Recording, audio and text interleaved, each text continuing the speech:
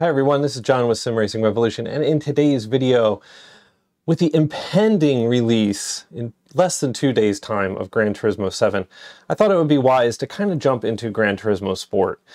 I haven't been in this in a while, and I'm not sure I really featured it too much on the channel, but I want to kind of just go in there and race a little bit and then see how the experience is, talk about it. And then when Friday comes around, I'm going to have a live stream on Friday at 9 a.m. Eastern Time with Gran Turismo 7. We're going to jump into it, and I wanted to just kind of go over, maybe the differences that I'll feel between this sim and that one. So it should be a lot of fun. So come on back right after this, and we'll get to racing. All right.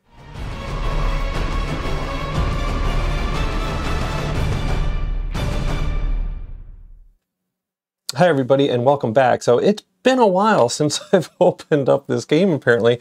So we can take a look at here, the Road to Gran Turismo 7 Real Racing Simulator. So we got a victory bonus. Thank you for participating in the Gran Turismo Championships.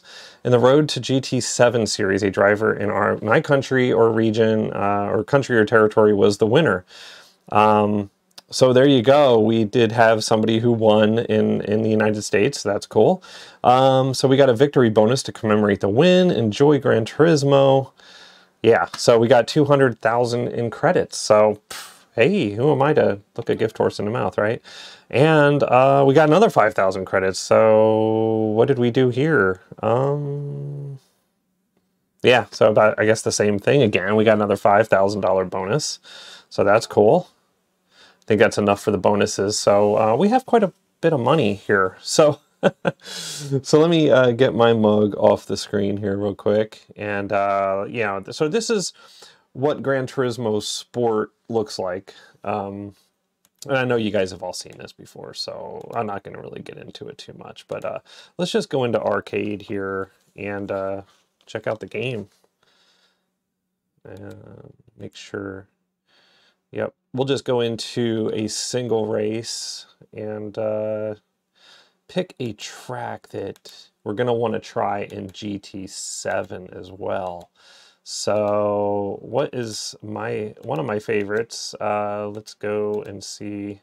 Now, as I understand it, a lot of the tracks in the GT7 are not available right away. You got to kind of grind to unlock stuff, which is not my favorite aspect of the game. I'd rather just be able to have it all available right out of the gate. But I understand the progression and all that stuff, so it makes sense. And you also have to progress in Gran Turismo 7 to get to the online mode, which I think is a great idea, only because it just makes sense that, you know, you're going to be a better driver by the time you start competing against other people. We're going to do Circuit de Barcelona because that is our Friday iRacing race this week. So might as well get some practice and kind of get a feel for that track. So we're just going to do let's see, do we do daytime or afternoon? Why don't we do afternoon? So now in GT7, we're supposed to be able to have like dynamic weather conditions and all sorts of cool stuff like that. So that's very cool. All right, so let's see if we can get a car similar to, why don't we do the Mazda Roadster? To be about as close as we're probably going to get. To the car that we actually race in iRacing right now. So we're going to go for the professional here. And yeah, so we are playing the game on the PS5, but of course there is no PS5 mode for this game, which is unfortunate. Let me go ahead and bring up me again. There you go. I do have my headphones on so I can hear what's going on. But what we're doing here again, we're just checking out the game again and seeing how it is, how the presentation is. And we're going to just kind of, once we're live streaming on Friday morning at 9 a.m. Eastern Time, we can kind of compare and contrast and see what's what. So let's just go ahead and start. I think the wheel's all set up right. We may have to restart the race if it's not. And this is a rolling start here.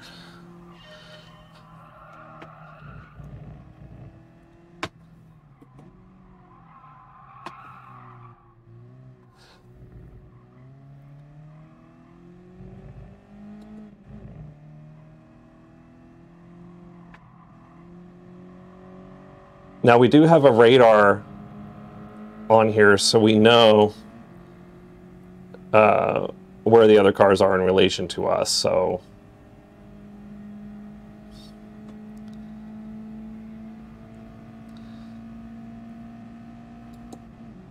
I'm really anxious in the new game to see how the force feedback is going to hold up for us.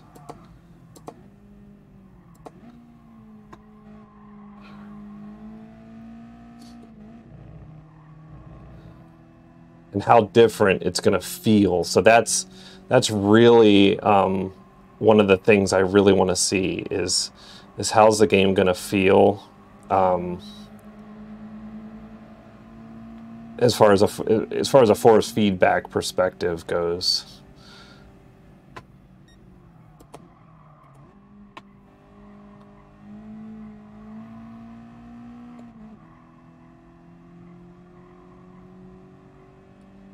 So we've managed to climb our way into 9th position here.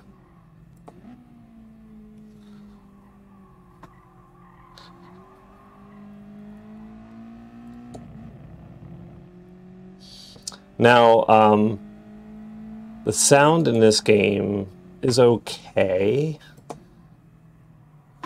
I'm not sure it's going to really win any awards or anything. Hopefully the new game has some better sounds to it, because I'm not really feeling it on this one.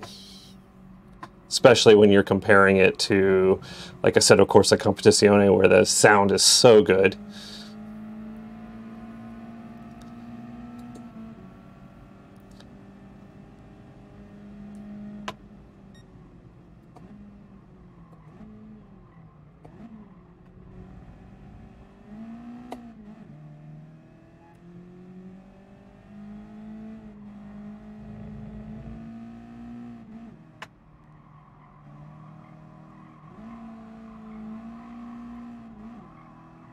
Trying to figure out the gearing here.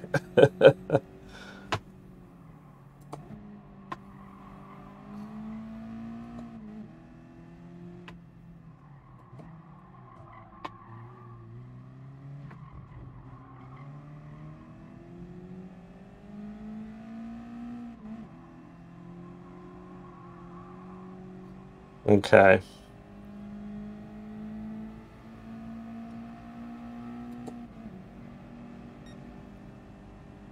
So I'm not sure how much I'm liking this. I guess.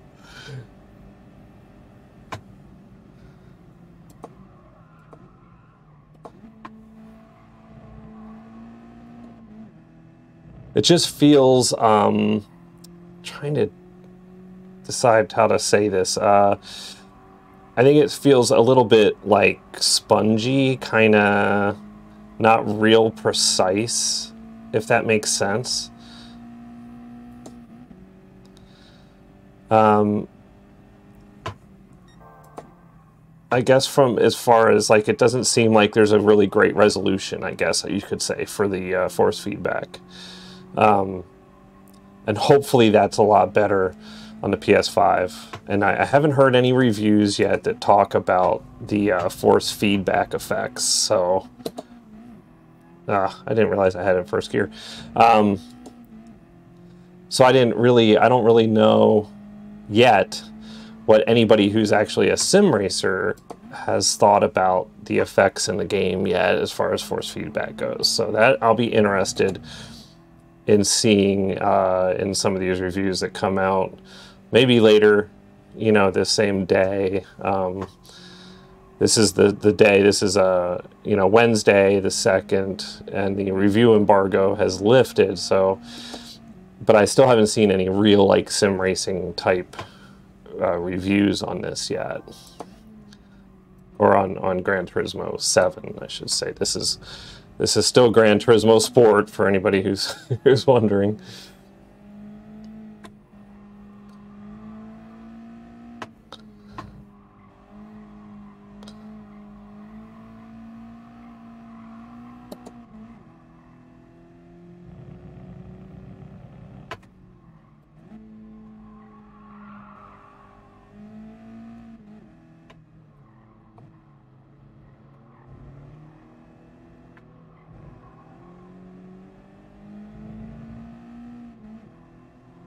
Okay, so we've managed to climb up pretty quick in this race so far.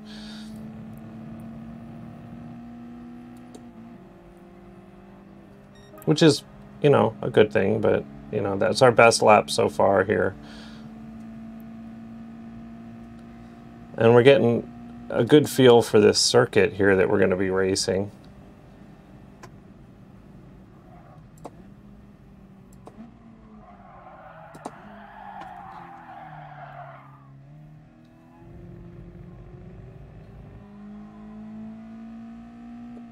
Ooh, that was pretty rough.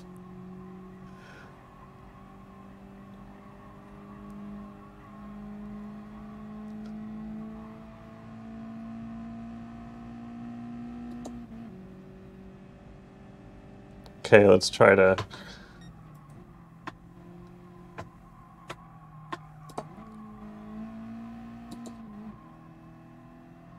So these cars are putting up a fight now.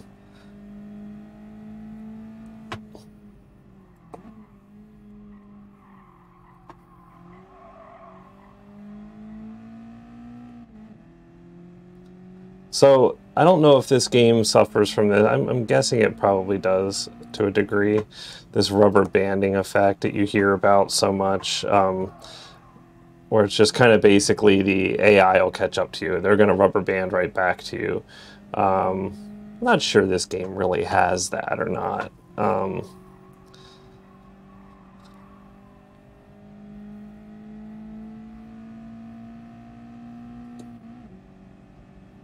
But it seems like I'm not really shaking these guys off as quickly as I would have thought.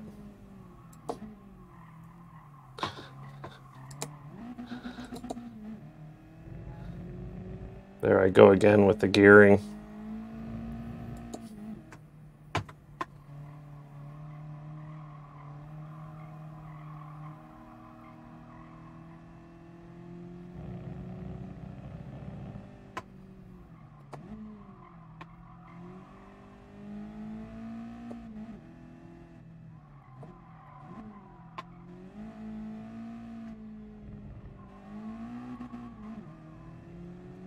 Oh, look at this.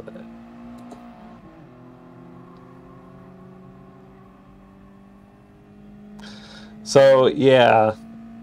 So, so I think there's definitely a little bit of that going on. Because it really didn't take me much to get from, in 3 laps, to get from where I was up to first place. But then at the very end, that whole last lap was basically, they're right on my tail the whole time. So that kind of tells you something about kind of the state of that, and with the AI, and the AI was kind of being very aggressive and kind of hitting me and stuff like that. So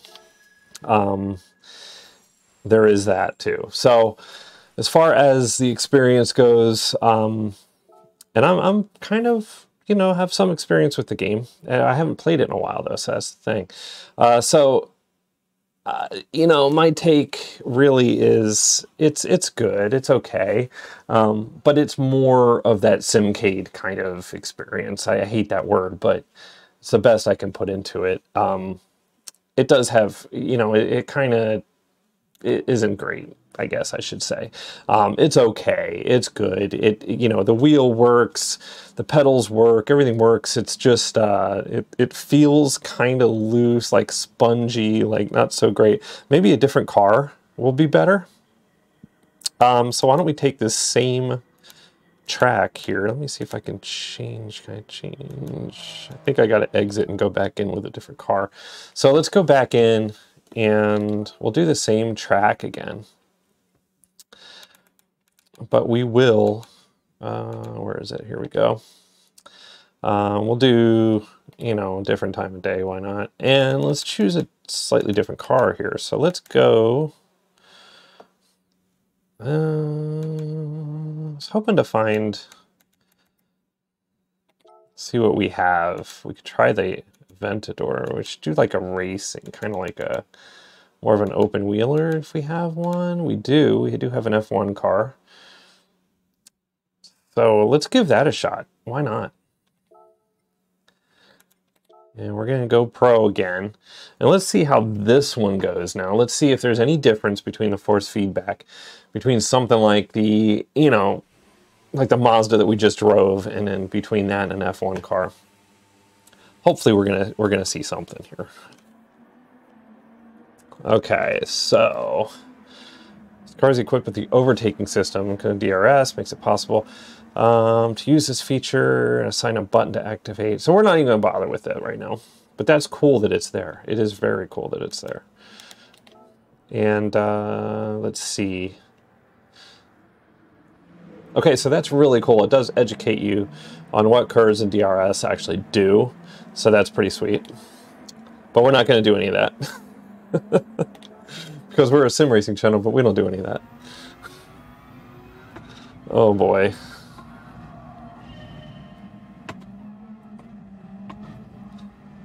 Ooh, definitely feeling that a lot more.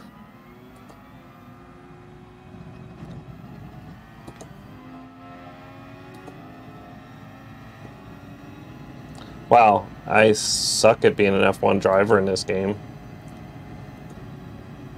8 gears here, huh?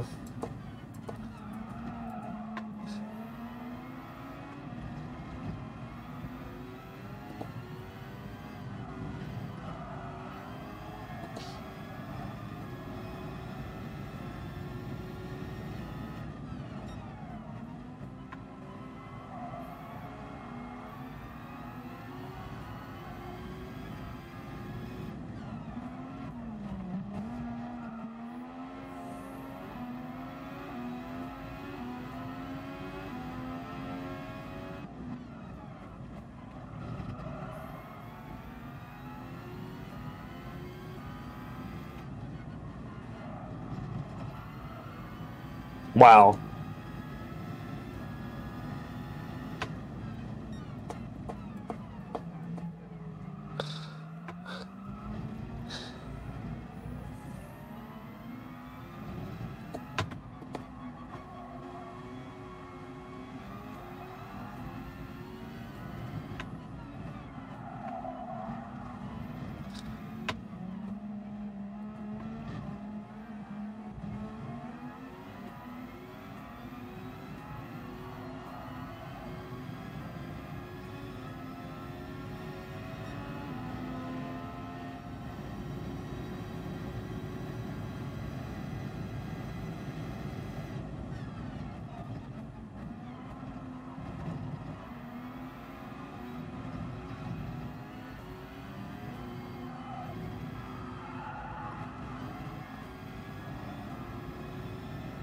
Wow, this is crazy.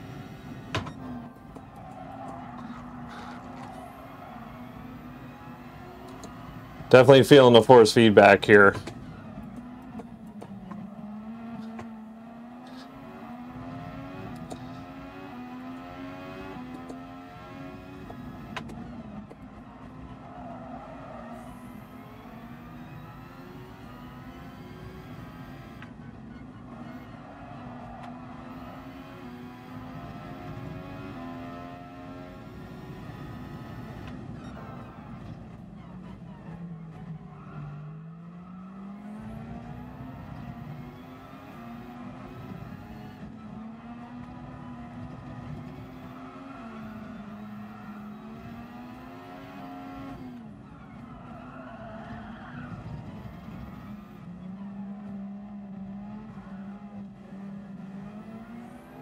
Ooh.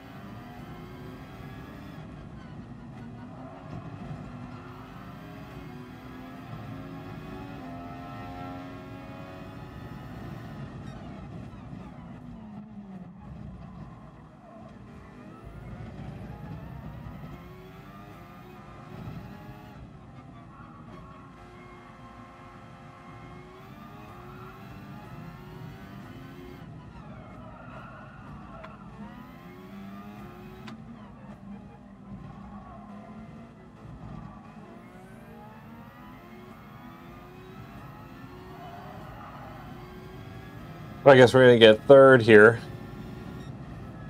Whoa. Now that was way better. So I was pretty impressed with that one. That was a lot of fun. Very fast. But the effects, the road effects, everything else was better than, obviously. You're way closer to the road. Suspension's way different. And you definitely felt that in the car. So yeah, I enjoyed that experience a lot better.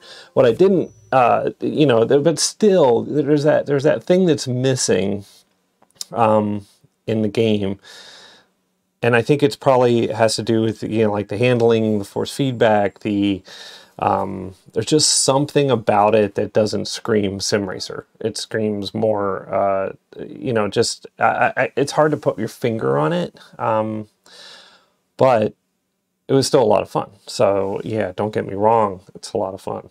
But I'm not sure if that's really the same experiences we're going to get with Gran Turismo 7. So it'll be really interesting to see the differences. So, so yeah, it's a good game. It's actually really good. I just like comparing it against like a sim racing game like Assetto Corsa Competizione or iRacing, something like that, I think is probably a really unfair comparison with this game, only because, you know, the way it's tailored. So, so anyway, without me yammering too much, let's cut out of here. We're gonna come back. I'm gonna wrap all this up, give you my final thoughts, and yeah. So we'll see how that goes. All right. Okay, everybody, and welcome back. So, in that highly detailed, you know, synopsis of, or not synopsis, but, you know, overview or whatever you want to call it of Gran Turismo 7 or Gran Turismo Sport, it's okay. It's not gonna, like, it's not winning any awards for me as far as best sim racer on the PlayStation. That is going to definitely go to Assetto Corsa Competizione because it is really good. It's very close to the PC version, and yeah, it just feels better to drive in that simulation. This I would consider more, you know, it's got sim stuff in it, but that's not the audience it's tailored towards, and you can really tell. So with the impending release of Gran Turismo 7, less than 2 days away, or I guess 2 days away, pretty much, I kind of wonder how this is going to, how that's going to improve on the sim experience that this didn't do, as far as a, you know, force feedback perspective and a feel perspective. I think the actual, you know, the car physics and all that stuff, I think can be improved as well. I don't think they're really there. That might be part of it too. I think that's a big part of it, is what I'm feeling in the game. So graphics are good. Everything else about the game is great. I mean, I think the, you know, the menu and all that stuff, you can argue whether you like it or hate it or something else, but, you know, it gets the job done. It's got plenty of cars to choose from. The graphics are great, and Gran Turismo 7 is just going to be even better. So, you know, in that way, everything's great. But the important stuff for sim racing, the, you know, how it feels, how it drives, how the physics are, how the road feel is, those things I think are, it might be the resolution, it might be just the power of the, you know, this was designed for PS4, and the power of the PS4 just maybe was just, you know, they wanted to go with the bigger graphic, they wanted to go with more people, they didn't want to fragment their audience, let's put it that way. They wanted everybody to be able to enjoy a racing game on the PlayStation 4 that has sim aspects to it, and I think this game nailed that as far as that goes. Now Gran Turismo 7, hopefully, and the reviews so far have been really stellar, but they were for this game too, so probably better for Gran Turismo 7 than they were for this game when it came out. But I haven't really heard anything about how is the force feedback, how is all that going to play out. So that's, we'll wait to see how that goes. And I haven't really seen anything yet today, like as of making this video, that has told me that, you know, that it's really good, because everybody so far has just been going gaga over, you know, the PlayStation controller and how well the haptics feel and the triggers feel and things like that, and how it brings a real racing experience finally because of that controller, which is fine if you like the controller. But we're sim racers, so we use a steering wheel and pedals and expensive gear to get our fix in. So that's what we're going to concentrate on when that game drops on Friday. So guys, thank you so much for watching. And remember, please subscribe, like, and hit the bell icon so you know when future episodes are coming out, especially on Friday. I'm going to be live streaming at 9 a.m. Eastern Time, Gran Turismo 7. I'm going to boot it up 9 a.m. for the first time, and we're going to experience it together as we go, and hopefully it all looks good and it plays good. So, and if nobody shows up, then you'll just see me going through everything I possibly can to see how the game plays and looks and feels and all that good stuff. So anyway, guys, thanks again for watching. This is John of Sim Racing Revolution. Take care, keep sim racing, and we will talk to you next time. Bye-bye.